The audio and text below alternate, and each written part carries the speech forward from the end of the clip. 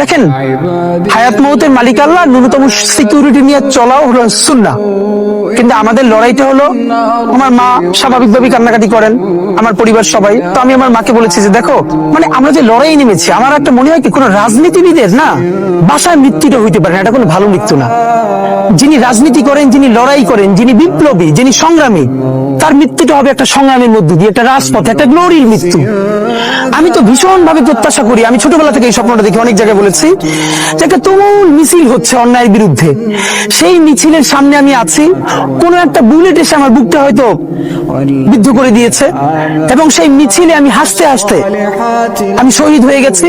এবং সবাই যখন মৃত্যুটাকে ভীষণ ভয় পায়, আমি তখন হাসতে হাসতে আল্লাহর কাছে ভীষণ সন্তুষ্টি নিয়ে পৌঁছতে চাই যে আমি একটা ন্যূনতম ওই জীবনটা লিড করতে পারলাম, যে আমি একটা ইনসাফের হাসি নিয়ে আমি আমার আল্লাহর কাছে পৌঁছতে চাই।